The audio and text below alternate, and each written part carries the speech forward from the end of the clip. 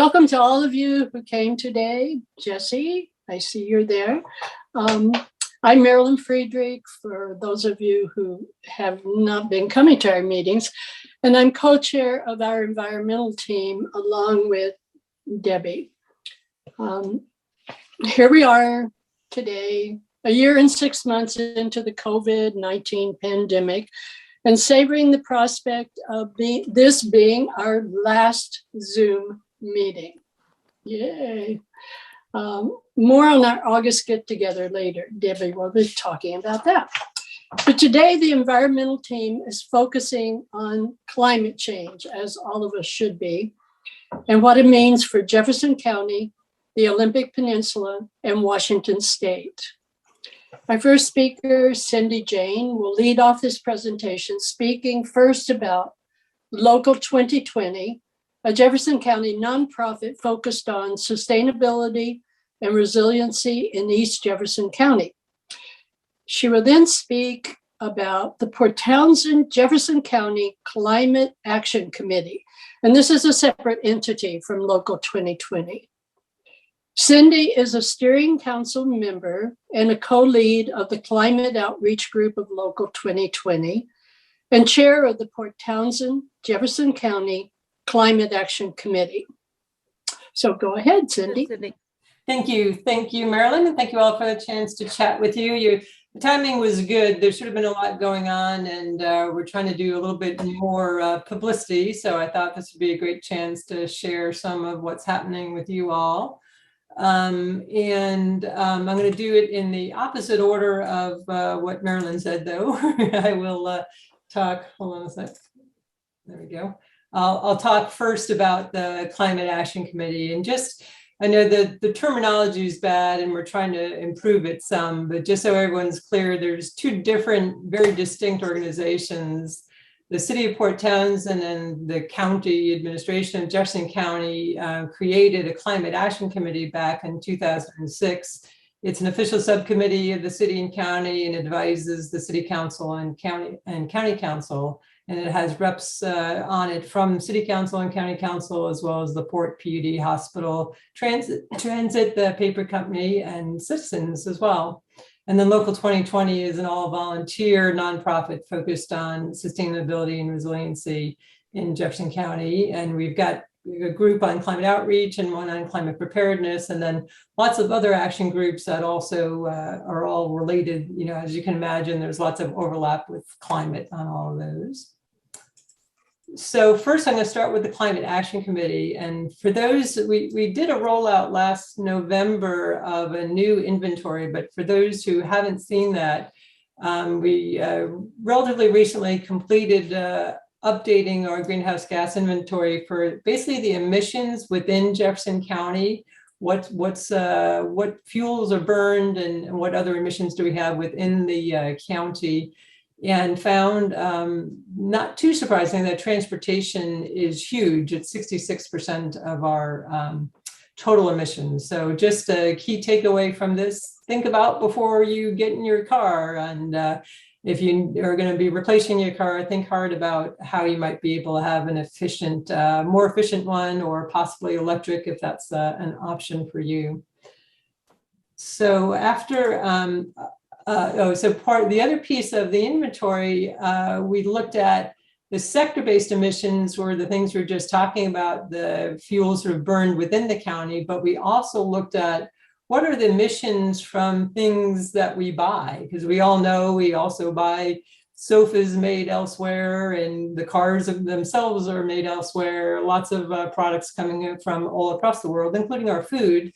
And there's a big footprint of that. And we actually found that when you look at what we buy within the county, that's actually more than twice the emissions of what we're actually burning directly in the county. So key takeaways there for everyone. Think about what you buy. Think about how to not buy something, how you can buy used, share things with your neighbors, reuse things. And then when you have to buy local, think a lot about what types of food you're eating and the footprints of the food. So after this inventory was completed, the committee got a group of volunteers to work on modeling different greenhouse gas reduction strategies. This is all the inventory, and all this modeling was based on some software from this ICLEI organization that is kind of a national and international organization that does these type of inventory software. So we completed that. Completed that last, and it just approved in June. And the top opportunities that came out of that are anything we can do to encourage faster adoption of electric vehicles, and anything we can do to reduce vehicle miles traveled, which means taking the bus, car sharing, get on your bike, avoiding trips, combining trips, that sort of thing. So we just kicked off at our last Climate Action Committee meeting 2 new working groups, for each, one focused on electric vehicles and one focused on reducing vehicle miles traveled. And we've got really great teams for that. The electric vehicle team, we've got people from the port and the PUD, the hospital and county and city all involved, along with the volunteers. And yeah, we had a great first meeting on that. And we're just about to kick off the vehicle miles one. So that's been exciting to see. I should also mention another top opportunity not listed here is fuel switching for home heating. So switching from anyone who's burning propane or fuel oil or even wood, looking at switching that to heat pump electric system is another good strategy for reducing our emissions. I've got a handout that I'll send to Marilyn and Debbie that has links to all these reports, and kind of also summarizes these top messages just to make it easier for you all. Sounds great. Yeah. Great. And then currently we've got another group of volunteers that are working on modeling the carbon sequestration of the forests and trees in Jefferson County. The report's not complete yet, but not too surprisingly, when you think of, we've got over 1 million acres of forests in the county. So we're sequestering a whole lot of carbon. It's kind of like you hear about the Amazon rainforest being the lungs of the planet. Well, Jefferson County is kind of the lungs of Washington State in this region. And it's something where we have a real opportunity to have an impact on sequestering a lot of emissions. So we're in the process of analyzing the trends for that and recommending policies on how to improve that over time. Separately, the city and county and as well as the Climate Action Committee are participating in a new grant that North Olympic Development Council got. They'd gotten a grant previously for planning for climate change on the North Olympic Peninsula, focused just on adaptation or preparing for impacts. There's a new grant that does both preparing for impacts, but also reducing emissions. So both the city and county will be participating in that, and Local 2020 is also a partner in that work. And speaking of which, so I'll now switch over. So that's all the city county official stuff. Local 2020, some of the things we've been doing. You may have seen we had our Taming Bigfoot carbon footprint reduction contest. We held it in 2016. We held it again in 2021. Some of the key takeaways from that. So back in 2016, when we were all flying on our regular amount, that was a big contributor. And as well as driving back then. Now we've seen, when looking at the differences, same thing, that fuel switching, both to electric vehicles and home heating, we saw impacted people's individual footprints quite a bit. And interestingly, obviously none of us want to live through the last year, but the average transportation footprint from the people that participated, about 100 people participated in 2016, and the group of people that participated in 2021 is 1/6 of it in 2021, when you look at both the flights and the cars. So at least it's a sign of hope that we can reduce our transportation footprint. We know it's possible. Hopefully we all continue to eat and fill our critical needs while driving a lot less and flying a lot less. So something that hopefully we can continue going forward. We also have a transportation group in Local 2020, and we've been busy advocating with Jefferson Transit for really looking at how they can help reduce community-wide community transportation footprint. So we helped model with them the new pilot where they're going to be running buses to the Kingston Ferry. And we modeled what we think that's going to do and how that's going to improve greenhouse gas emissions overall. And then we've got a team working on trying to put together good information on electric vehicles and have that with local information on our Jefferson Can site. Then finally, one thing we kind of do continually is provide input to the city and county on various plans. So we provide an input on their comprehensive plan, the water system plan, shoreline master plan. There's currently a renegotiation of agreement between the city and Port Townsend Paper Company. So we'll be reviewing that, really looking at the water supply and climate change impacts. We monitor and analyze king tides, and then some of the other groups are looking at, as mentioned, waste reduction, emergency prep, local food, all of which are related to climate. So that's all I have. Happy to take any questions. And like I said, I'll send Marilyn and Debbie a summary of this with the links to all that. Thank you, Cindy. Let's That was great, check and see if Cindy. anybody has questions. Debbie. My question is about the bus transportation. One of the things, I did the survey, Yeah, great. and one of the things is the fact that it takes an hour to do a trip. Is there any, is the city looking at ways to make like if I want to go to the co-op and shop and come home, that it doesn't take me 2 hours? You know, that's definitely part of what Local 2020 has been advocating for is, right, how can we find those really key, like the key commuter runs and things and make them, you know, efficient to the point where, right, folks, it makes sense for folks to run them and to do them. So that is something we're looking at as we're kind of making recommendations to them. But I encourage everyone, you know, to send in info to transit. You know, they have board meetings. Their advisory committee meets every other month, and that was sort of what Local 2020 did. We got very engaged and sent regular letters to the advisory board and participated in their meetings and provided public comment and really helped get greenhouse gas emissions on the table and in their thoughts. So I really encourage others to do the same. The more people, and that's true of all the organizations. I know, Debbie, that you've provided input to the city on climate before, and it's I'm really happy when I see that come in, because that just makes all of our jobs easier when there's multiple people saying, hey, we really need to be making changes here. And that's something we can think about adding to our postcard parties, is more local letters. Right. Paulette, go ahead. Yeah, thanks. So you look at the impact of buying a new electric vehicle. I mean, I'm just not clear about the trade-off of buying the lithium battery and the new material and all of that versus how much we save. I mean, I definitely want to hold out till I can get an electric vehicle again, but I wonder about the numbers. Right. And I haven't done that research myself. And then I also wonder about what about allowing, golf cart level transportation around PT, and what is the possibility for that?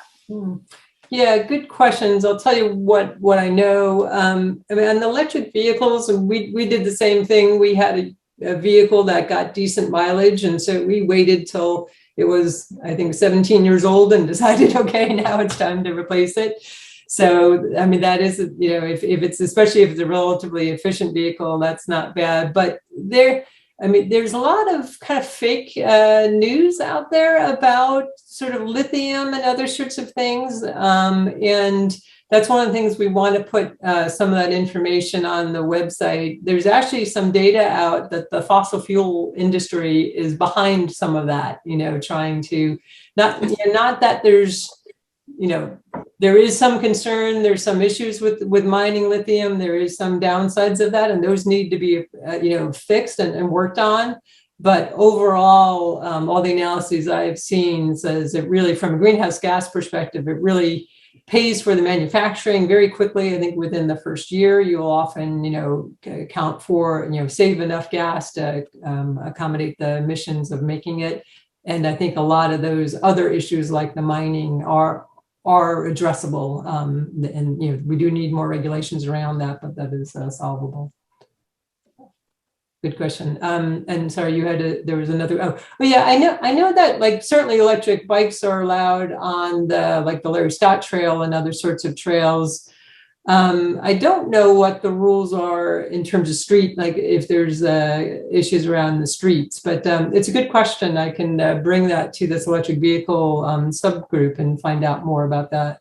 Yeah, that's an interesting comparison, electric bikes versus golf carts. Mm-hmm.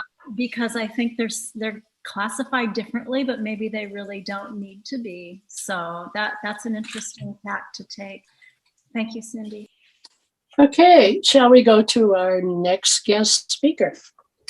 Our next speaker is Ed Chad, who is a co-founder and chair of Olympic Climate Action, which is a grassroots group founded in 2013 and affiliated with 350.org.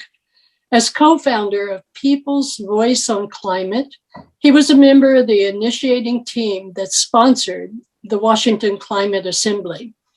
Ed will tell us more about his group, Olympic Climate Action, active in Sequim and Port Angeles, and will speak about the Washington Climate Assembly, specifically about the most promising climate mitigation opportunities for Jefferson County transportation.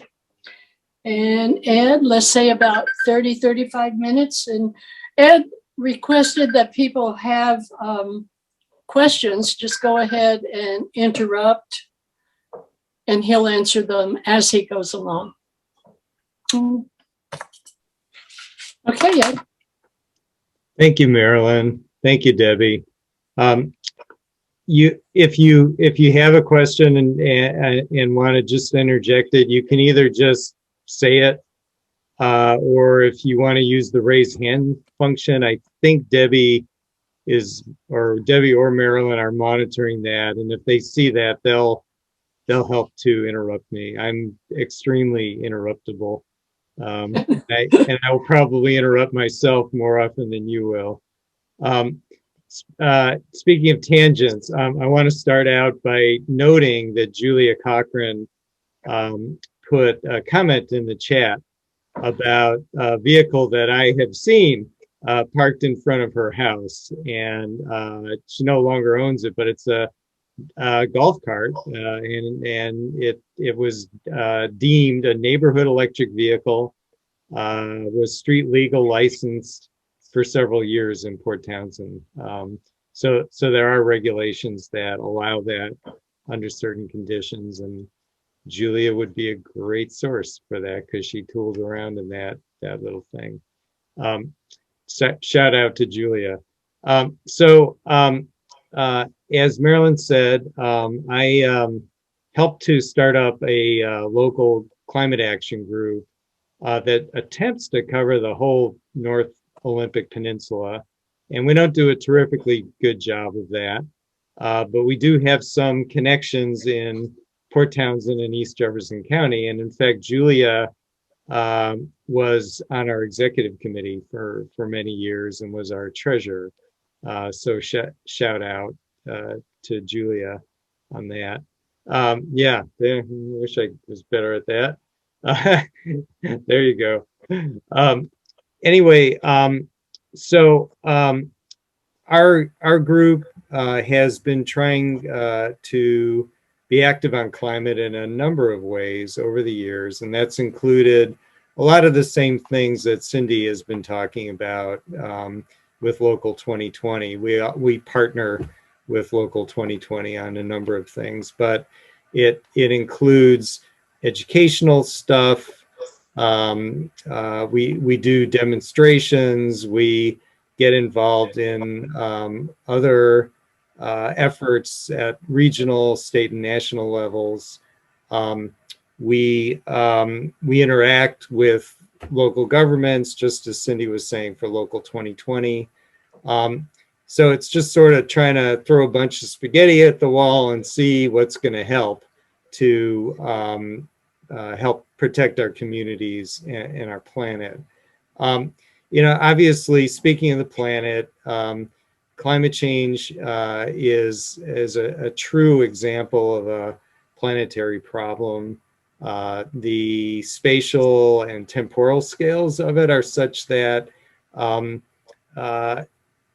the whole world has to be together on trying to work on it. And so it's certainly important for us to do things locally, but we also have to try to think of the bigger picture.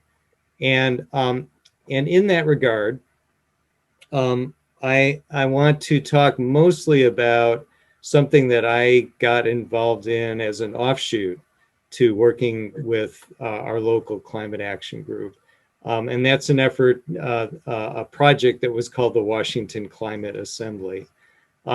So I'll just talk briefly about what that is, give a little history, talk about it in a little more depth, and then we'll actually go online. So at some point, I'm going to need to be able to share my screen to do that. So briefly,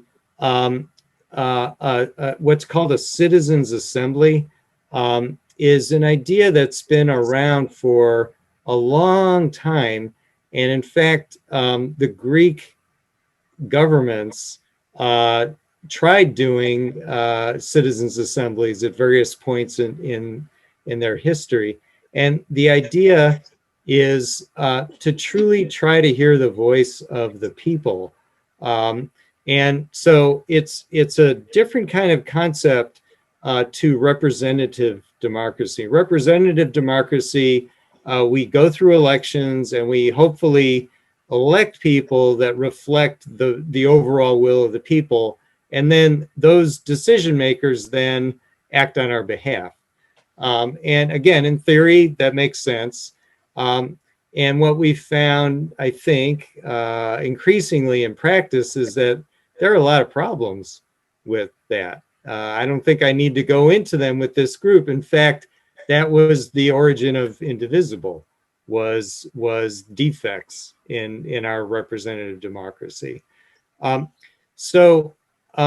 Citizens assemblies are a different sort of approach, which instead of having people elect representatives, it actually gathers random groups of ordinary people and gets them together with good sources of information and good facilitation and an opportunity to talk with one another, listen to one another, and see what kind of consensus they can come up with. And it's a much different kind of decision-making process. And there's a belief, and I think probably most of you would share this, that a lot of the defects that exist in representative democracy have to do with that distancing between elected representatives and the people. So this is an attempt to truly hear the voice of the people. At any rate, it's an idea that's been around, as I said, since the Greeks. There are aspects of citizens' assemblies that you will find in some of the decision-making structures of indigenous peoples on this continent. For example, there's an idea known as a wisdom council that really does have its roots in that. And more recently, the idea of citizens' assemblies has been gathering momentum around the world. Probably a lot of you have heard about, for example, the French or the British or the Irish or the Scottish or the Belgian or German or Australian or even Canadian climate assemblies that have been organized over the past 10 years or so.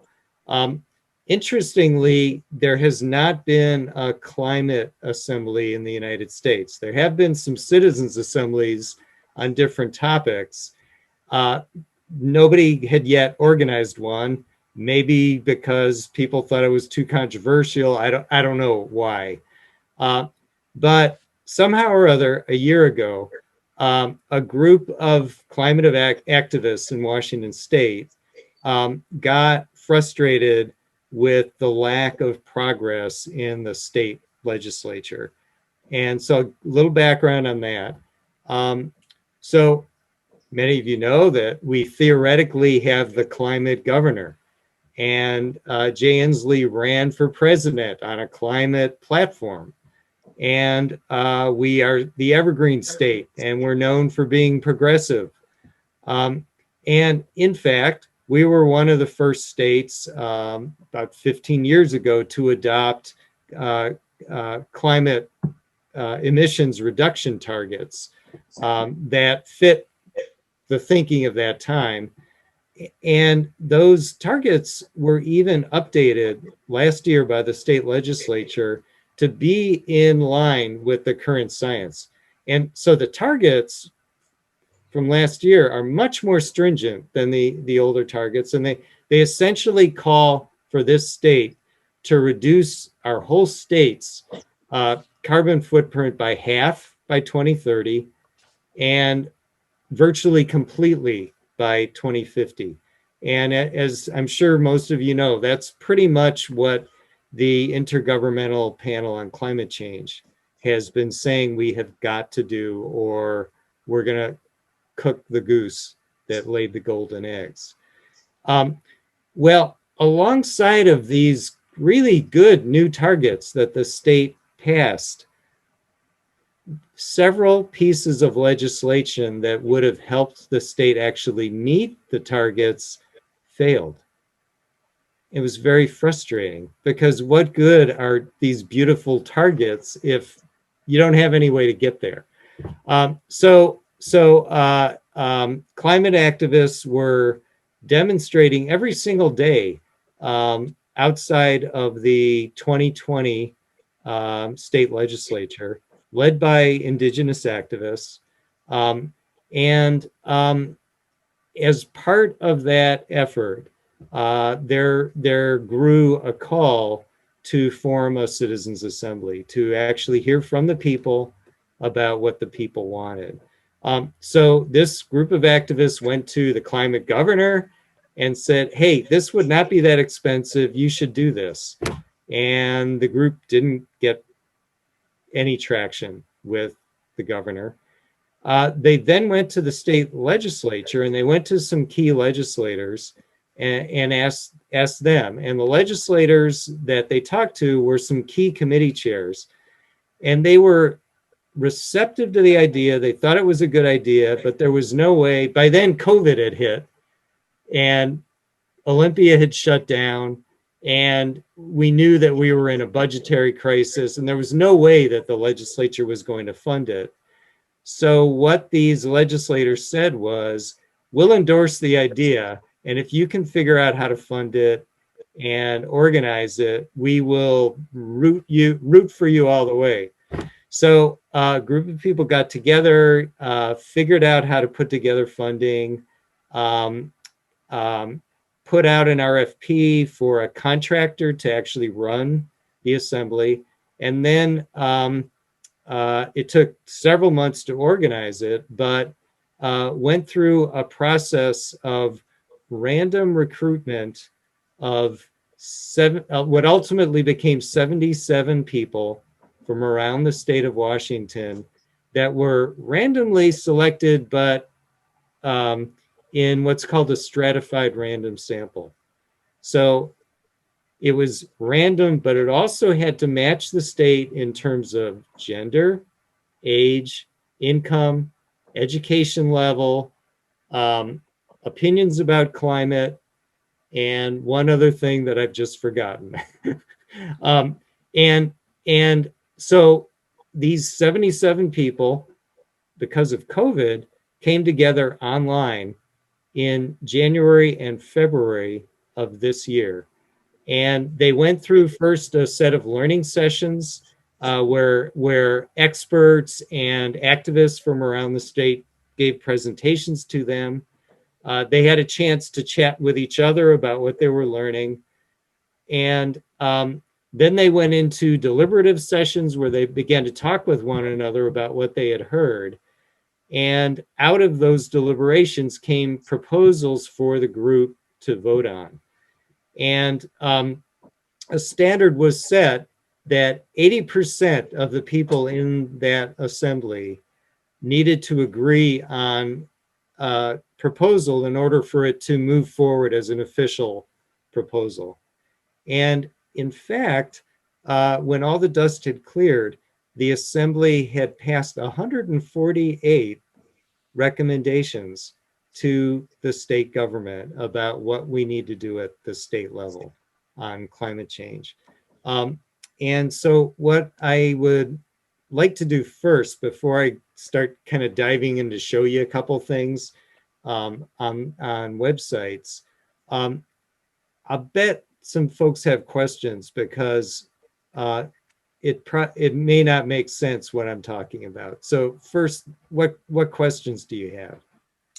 And I know I asked you, were there Republicans in the group when we first talked about this? So I was curious to see Yes. that aspect. Yeah.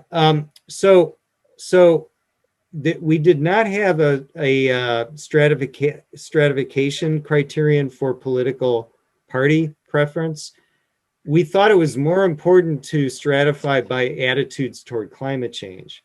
So we did stratify by that. So there was roughly the same percent of climate deniers, for example, in the assembly as there are in the state as a whole.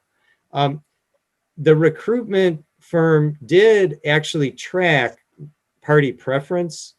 And what I can tell you is that there was a slight underrepresentation of Republicans.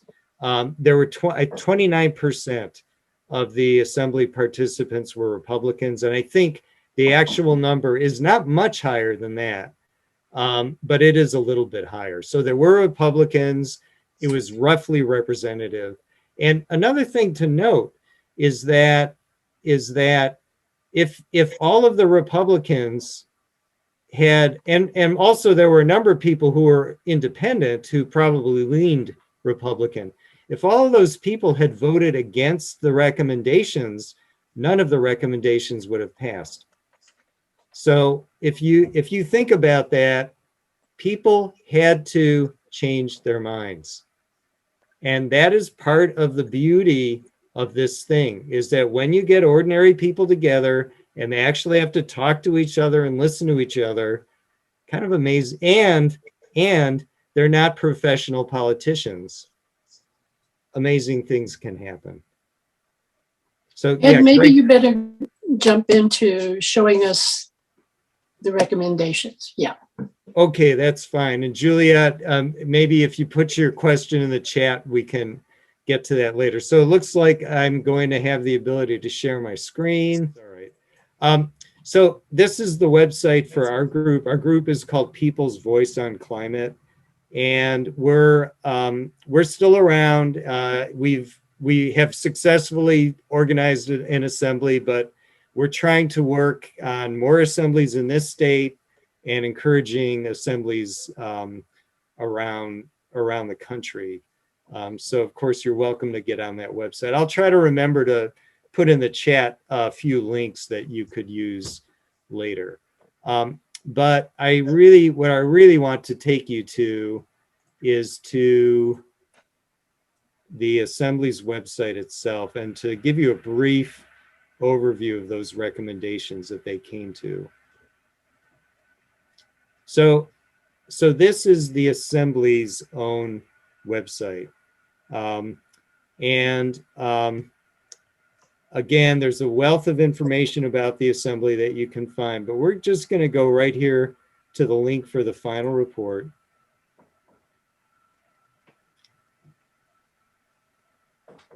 And one nice thing about the final report is that the table of contents has hyperlinks in it, so it makes it easy to navigate.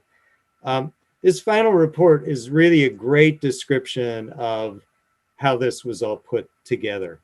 But we're going to go right to the section about the recommendations. So section 2 is the introduction and recommendations. And we're going to go to this page called topics and subtopics. And on one page, you don't see all 148 recommendations here, but you see a summary of the topics and subtopics. So the main topics that the recommendations fell into were transportation, buildings, energy, natural solutions, circular economies, social policies, education and communication, and governance. And that's one of the impressive things about this assembly, is that they were very broad in looking at the problem from a very holistic point of view. I'm going to zero in on transportation because Cindy has indicated that so much of the carbon footprint of a place like Jefferson County is from transportation. So you'll notice 3 subtopics there. One, let's see, I might even be able to boost up the size. There we go, it's a little better. One is pursue green modes of transportation and encourage less travel. T2 is increase access to electric vehicles, and T3 is expand funding for green transportation. And so you'll notice that what Cindy indicated as being really the biggest opportunity for Jefferson County is encapsulated by T2. And so now I'm going to try to get back to show you, just to give you an idea of what those detailed recommendations look like. So here's T2, page 27, and it is right down here. Increase access to electric vehicles. And you'll see that there are 1, 2, 3, 4, 5, 6, 7, 8, 9 recommendations that all got more than 80% consensus from the assembly members. And one of the things that kind of comes out of this, related to what Cindy's talking about and what I was talking about, is that there are definitely things that can and need to happen at the local level, but there are also things that should and really must happen at the other levels of government in this country and even internationally. And our group believes that Washington State needs to be a leader. And we believe that even though we have a kind of a relatively little state with a relatively little carbon footprint, that because there are activists in Jefferson County and Clallam County and other counties pushing the state, and the state is becoming more progressive. And in fact, in 2021, several pretty significant pieces of climate legislation did pass. And our belief is that this state can be a leader and can be a lever in helping to push greater action at the national level. And also, obviously, these 9 things that could happen at the state level will all make it much easier for Jefferson County to do the things that it needs to do at the local level. So I think that's all I intended to show you about the assembly. It's quite impressive. 148 recommendations that you can look through. Some of them are have already been enacted into legislation. Some of them have partially been. Others are similar to proposed legislation, and some there's no legislation proposed yet. Our group certainly intends to try to carry the voice of the people to the legislature and not let them forget that this is what a mini version of the state has called for. So I'll stop there and see, and I'll stop sharing my screen, I think, if I can figure out how. There we go. Ed, I wanted to ask you, you didn't mention it when you were talking about Olympic climate action, but could you mention hot off the wire? Oh, sorry. Okay. I want people to know about that. A tangent I forgot to go off on. So I'm going to share my screen again. And now I'm going to take you to our local climate group. And when I say our, it does include Jefferson County. It is all of our local climate action group. And that's Olympic Climate Action. We have what I consider to be a really beautiful website. And part of the service that we offer to people, and any of you would be able to get subscribed to this service, is that if you're on our email list, you get a weekly digest of climate related information and action items. And that is called Hot Off the Wire. So what happens is we have a wonderful team that collates information every week, and they put it into this beautiful form. So you see read here and Hot Off the Wire. And hopefully my computer is working. It's probably just taking a little while to load. There we go. So this is the latest edition of Hot Off the Wire from just 3 days ago. And it's quite an accessible, oh, I'm sorry. I'm not in there yet. Click, yeah. There we go. Yeah, there you go. This is the latest version now. Okay. It's a very attractive and easily accessible way to see kind of what's the latest in climate. So we usually try to lead with local items or with action items that are important. And in this case, we had a letter to the editor published in the Peninsula Daily News by actually one of our members, Dan Burdick. And so we reprinted his letter right there. And it's just very easy to use. Here's the Port Townsend Meaningful Movies Project. We always have the local 2020 weekly announcements. It's just very easy to use and quite beautiful. And I want to say that I used it a lot during during the legislative session. There'd be places where I could just go on and click and send my information. It's really a great site.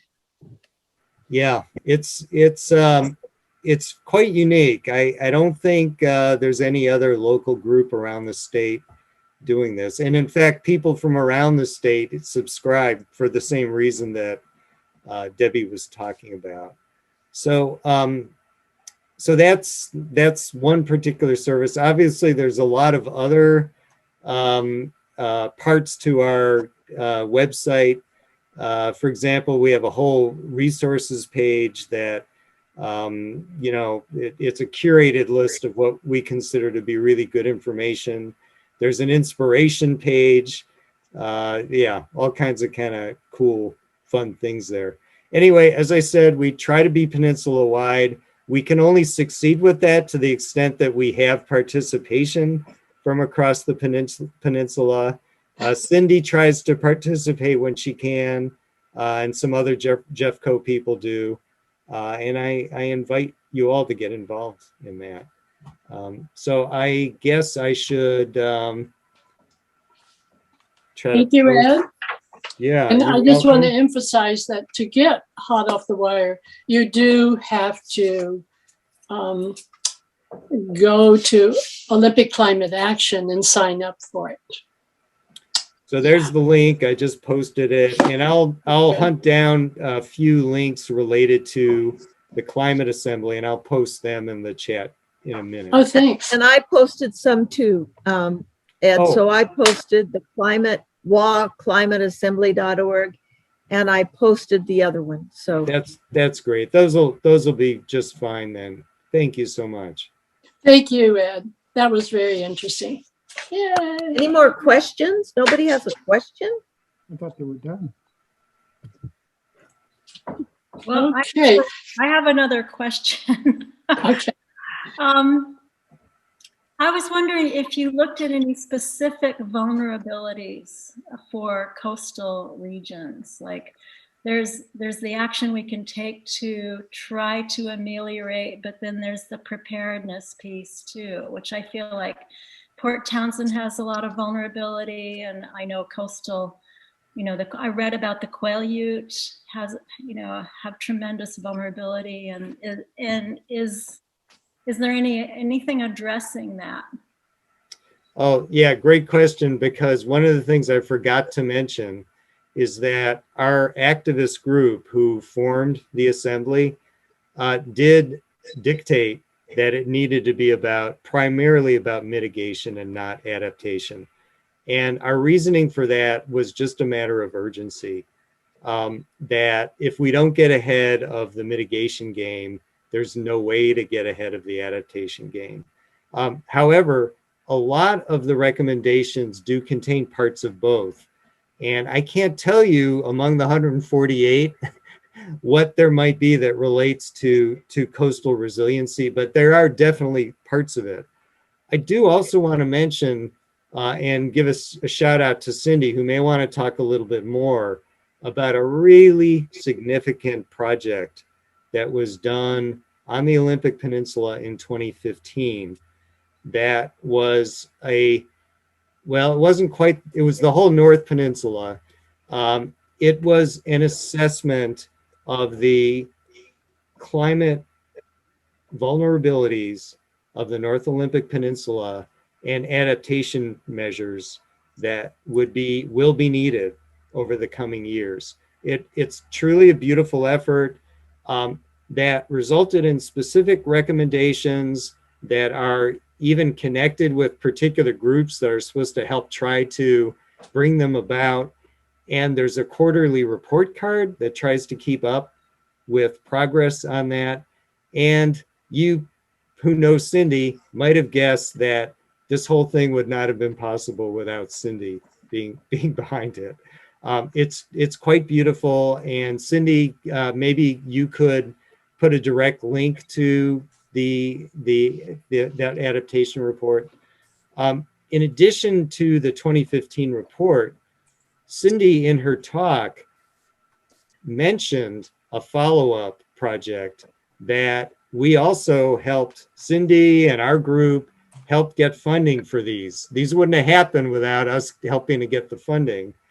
And that follow-up project is to try to incorporate the findings, both the adaptation findings and also mitigation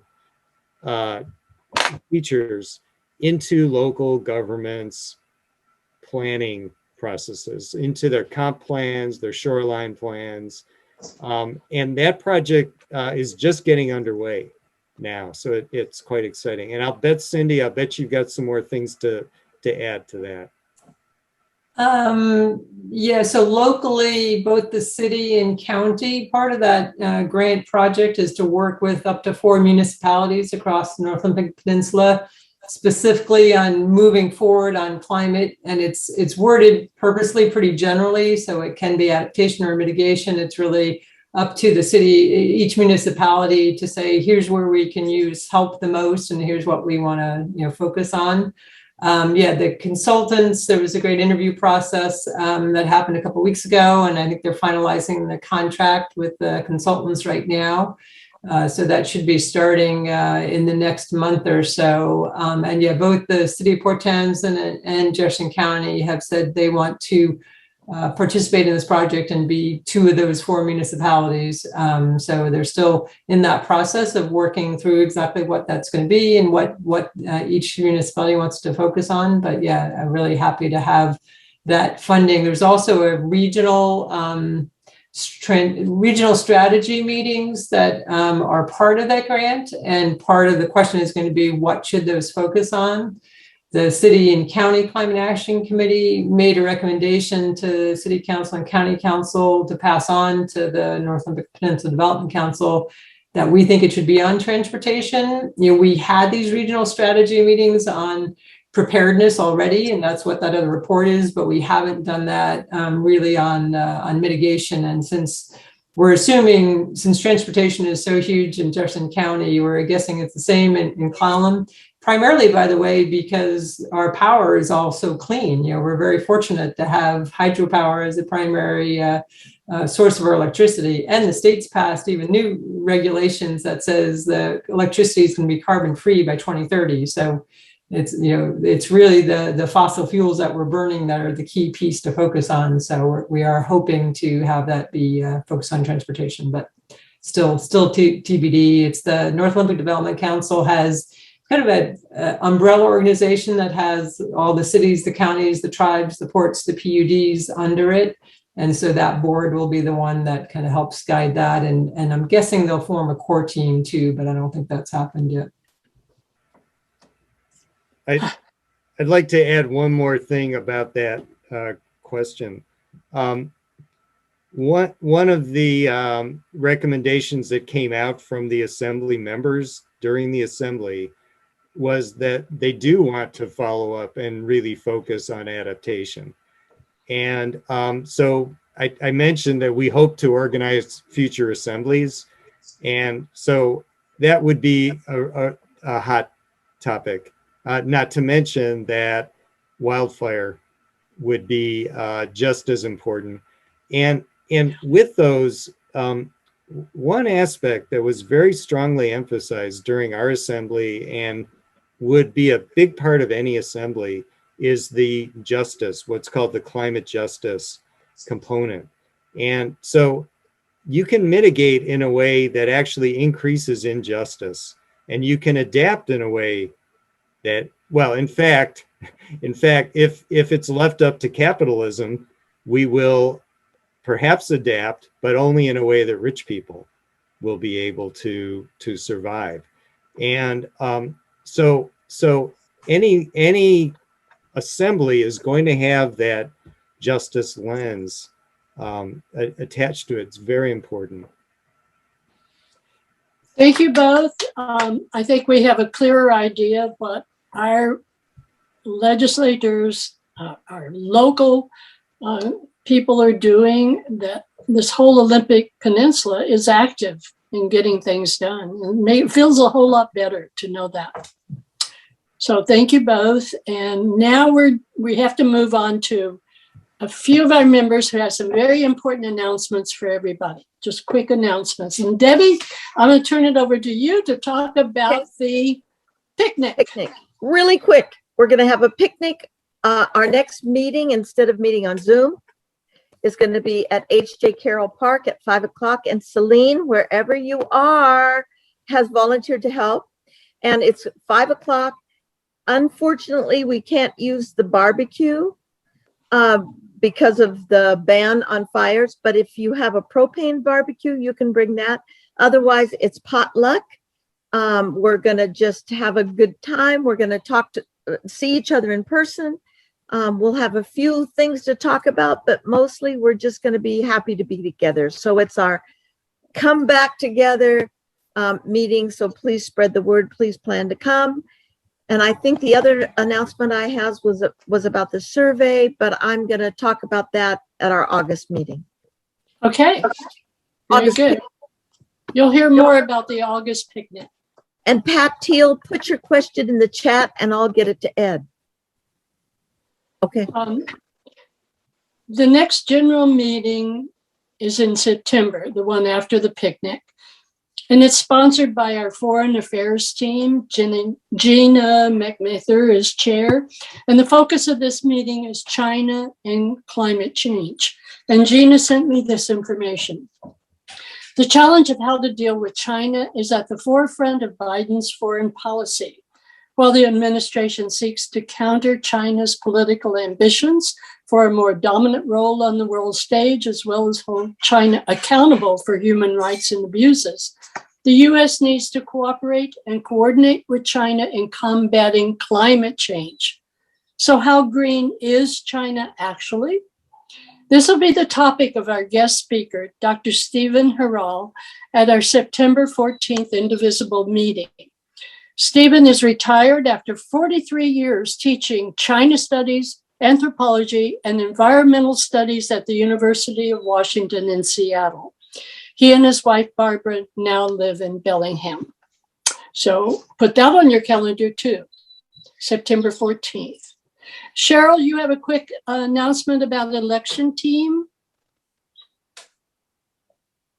Oh, unmute. Sorry Okay. about that. Okay. Yeah, I just wanted to say that we're not having an election team meeting until September 9th, but that's going to be in my backyard. I'm so excited to say that we're actually going to meet in person for the elections team. So those of you who are interested, you can you can get more information on our website. And I just wanted to say something really quickly. I've been watching these Zoom meetings with Walk the Walk, and I'm not going to talk about them right now, but I just wanted to say that they give some really important reasons why you should be early financially to grassroots organizations, not necessarily to elect to the races, but to grassroots organizations that are working within various communities. And they say that they are able to keep on organizing staff. It enables them to do long-term strategy, build a base and infrastructure continually, and enable efficient use of funds. I don't know if you realize that a lot of us sent so much money to some of the candidates that never won and also couldn't even use all the money. I mean, we raised millions and millions of dollars were raised. And so I'm just throwing this out for you to think about if you wanted to be supporting, you know, our elections that are coming up in 2022. It's really good to work with the grassroots organizations. I can tell you more about that later. And that's it. That's all I had to say. Thanks, Cheryl. Linda, you have a quick announcement about healthcare team. Yes. I've been working with healthcare issues since I've been working with Indivisible, which is from the beginning. And we've done a lot on women's reproductive health. So this time I have recruited a partner who's working with me, Liz Moore. And Liz and I are taking on the challenge of Roe v. Wade, which will come to the court in October. In fact, I'd like to have some kind of a presentation in October because of that. One of the reasons that we think this is the most important thing that's coming on is that just yesterday there was an item in the New York Times about how banning abortion hurts Black women, and some of the statistics are truly are horrible. In Mississippi, there's only one clinic that serves the entire state. Sorry about the sunglasses, but Linda, I just posted the Save Healthcare in the chat, so people okay. should definitely go to that site. Okay, well, the other issue that Debbie just mentioned and put in the chat, I'm working on Save Secular Healthcare. And Save Secular Healthcare was actually started by 3 indivisible groups, including Tacoma, Bainbridge, I forgot what the other one is. Bremerton, and NARAL. And I've been working with them for the last year. They are tracking the takeovers by religious groups of our public hospitals. And because of that, we're finding that there are many, we will lose access to many services because of something called the ERDs, the Ethical Medical Directives, particularly that the Catholic Church uses. Now, you might think that if you're not a woman of reproductive age, that this will not affect you. That's not true. If you look at the website that Debbie put up there, you will find a way to get a newsletter that will give you lots and lots of information that I can't possibly talk about. But this will cover, it covers all kinds of health care for women, and it also covers the Death with Dignity law, which the Catholic Church does not recognize. So there are many things that will affect all of us, and we need to be involved in that. If you go online and ask for the newsletter, you'll get the latest information I think they send it out at least every week. And I just want to say that Linda's contact information is on the chat for those of you who were here earlier. Bruce put all of the contact information up, and Linda's name is on there. So you can contact Linda if you have any further questions about or want to get involved, right, Linda? Okay. Thanks, Linda. All Okay, right. I guess I'm through. Okay, but we know where we can get the information. We have one further announcement from Lori Bernstein, and it's about Initiative 1362 campaign, Universal Health Care for Washington. Lori? Yeah, thank you so much for making a bit of time for me. And I want to thank Debbie particularly, and Sarah, and the other folks who were involved in the decision to set aside time, perhaps in October, for a full meal deal presentation on healthcare. So my work shut down about 1.5 years ago, and I've actually just finished 3 days of work, so I'm a little bit in shock. My paying work, but for the last 1.5 years, I've basically been working part-time for healthcare justice for a number of reasons, both because someone who was covered under the Affordable Care Act, I had a $7,500 deductible. And also I knew people who were working with me at the Rose Theater who were working part-time at the Rose, working part-time, a second job doing bookkeeping. And they kind of fell through the cracks with the Affordable Care Act. They made too much money to get an adequate subsidy to help them pay their health insurance premiums. They couldn't afford to get health care at all. So they've just been going without health care. Well, that was the first reason that I got involved. And then last month, a friend of mine who's 42 years old got a phone call that someone had died and that they had 2 healthy lungs waiting for her at UW Medical Center.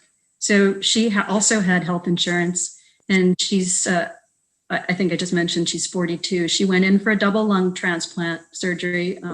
Knock on wood, she's still with us. It's been really rough. She still can't take a full breath.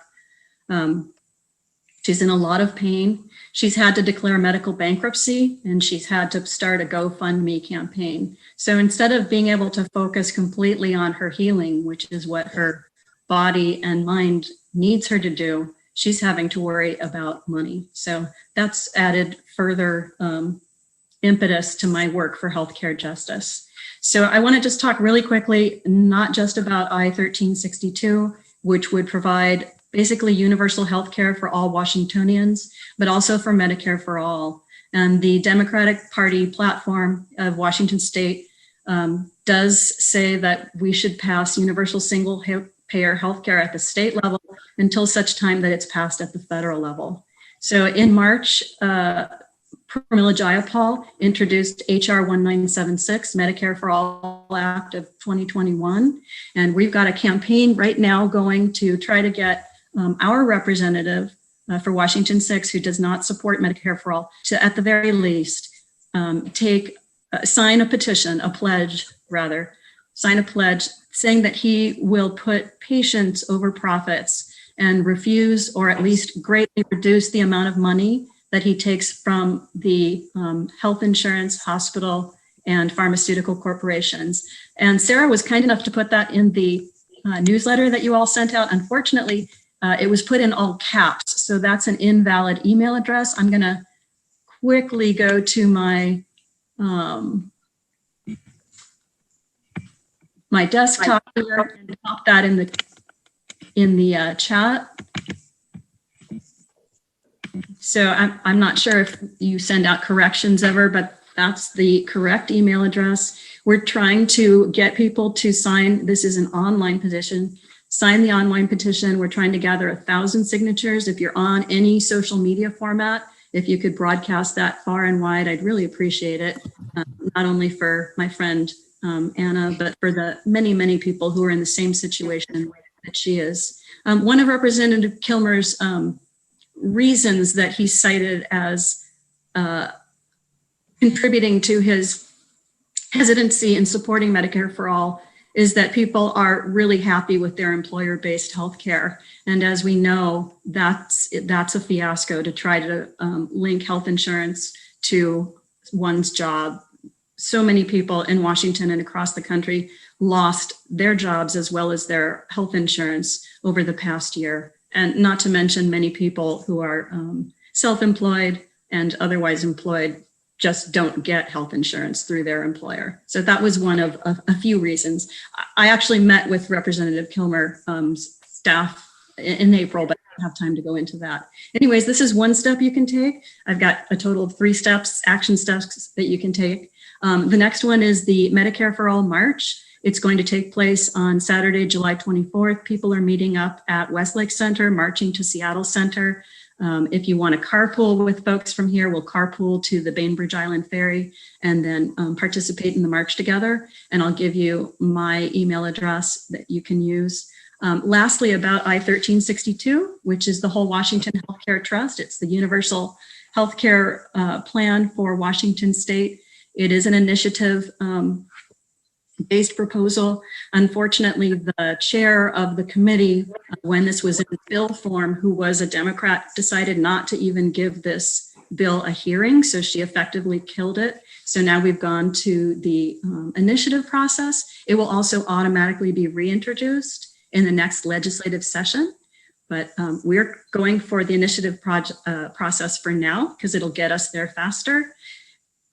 We have the daunting task of collecting 400,000 signatures, which is huge. And it's based, I believe, on population. So it's a lot higher this time. We need all the help we can get here in Jefferson County.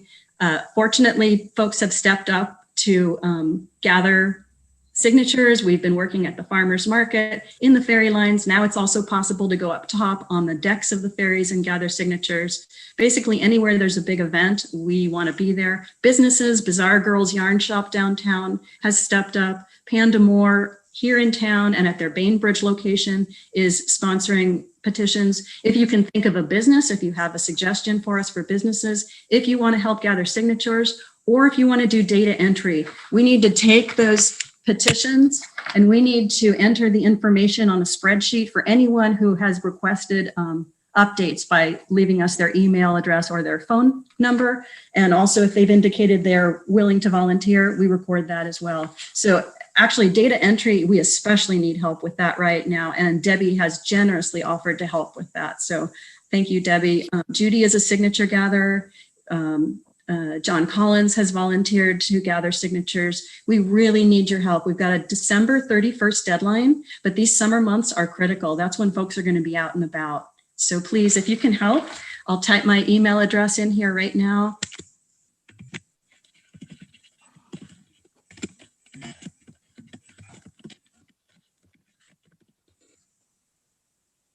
There it is, Lori@wholewashington.org.